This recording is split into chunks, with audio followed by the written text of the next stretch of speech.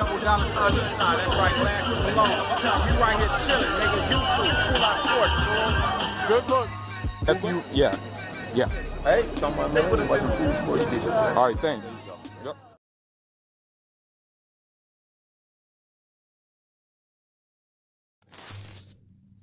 Alright guys, Fuller coming to you with another video. Shout outs to the whole LDBC. If you like this video, please feel free to like it, and if you want to subscribe to the page, stay in the loop with what we have going on. So I just kind of wanted to do a summary of all the fights that happened last night. I mean, I'm going to cover a few of the fights. I'm not going to cover all of the fights, but I guess you can, I'll just cover the fights that were quote unquote the marquee fights. Let's start with Derek Chisora, David Price. I mean, at the end of the day, Derek Chisora, he's still a journeyman, but he got him out of there in the fourth. It was just a matter of pretty much just going under its punches and then going in there and, you know, as crazy as it sounds, pushing a jab in his face. It wasn't even like a stiff shotgun jab. It was just like a jab that he just kind of pushed in his face, and that did the trick basically. And so, you know, with that happened, you know, it just set up the stoppage. And so, you know, Derek Chisora got the stoppage in the fourth round. Hats off to him. What he did is he did call out Alexander Usyk, because I mean, I'm pretty sure he watched the last fight and he just saw, well, this guy's too small. This guy really won't be able to make much more noise at heavyweight due to his size and due to the fact that he doesn't have any respectable power, you know. So I think you know, maybe Eddie Hearn will want to keep Usyk from that fight. You know, just a wild guess. Now, another fight that we need to talk about is the Regis Prograis Josh Taylor fight. Excuse me. Now, the thing is about this fight, it was pretty much a war of attrition. It was a war of elimination. Who can last the longest? Who can really, like, stand in there and endure the longest? Now, the problem is with Regis Prograis is I wouldn't say he was kind of gun shy, and he tried to outbox Josh Taylor, and it's like, I don't think he didn't succeed in outboxing him, you know. And I think that, you know, with that being said, he should have been more aggressive in the fight, you know. And also the thing that left a lot to be desired,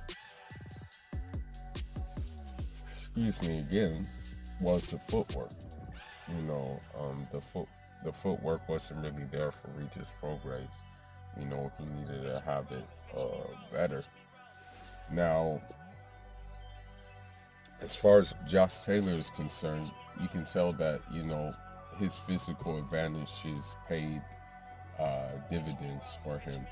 You know, I was surprised that, you know, in a couple of parts of the fight, you know, those body shots that Josh Taylor was giving kind of made Regis Prograis rethink, like, oh shoot, do I want to go in this line of fire?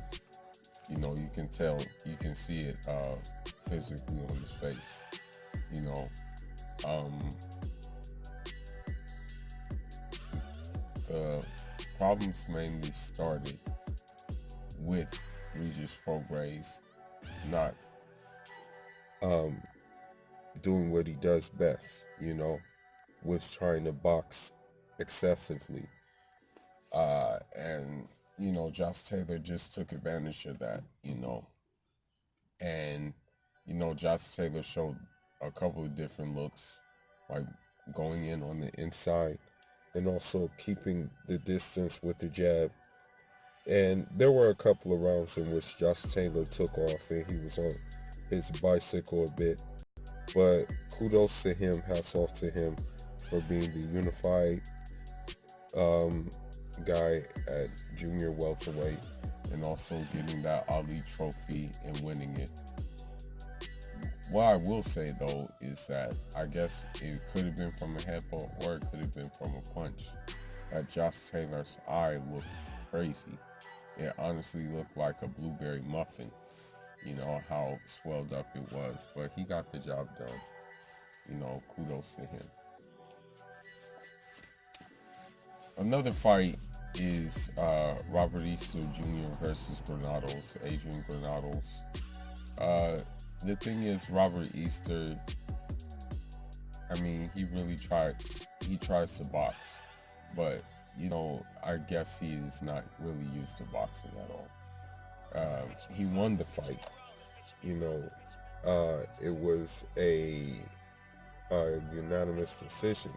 However, though, it was not really like a physically appealing fight. He mostly stayed in the pocket the whole time. As we know Robert Easter to do, he smothers his work, basically. In the word of words, he smothers his work. And so, yeah, that's how that works.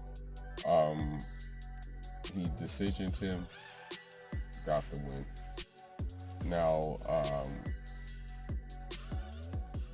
as far as Erickson movement is concerned, he just basically had to outpoint dude because dude's a tough character. And, you know, he got his victory. And he, I guess more than ever in the victory, he was trying to put on some boxing display, you know. And then you have Shakur Stevenson versus, I think it was like Joet Gonzalez or something like that. Shakur, he pretty much pissed his shutout on dude. The thing is about Shakur is he's probably the best at it in his division. He's very, very good at distance deception. You know, I mean, he was making dudes swing for the fences and stuff like that. And he definitely has great features of boxing. And, you know, we can say from this fight that, you know, although he did go the distance, he did display some things that, you know, let you know that he's at 126, he may be the man to beat. And also, he called out Josh Warrington, and I think honestly that would be a very, very good fight. You know, it would be an excellent fight. But in the meantime, you know, that's all I got for now. Leave your thoughts and leave your comments. And this is Fuller signing out. Inshallah.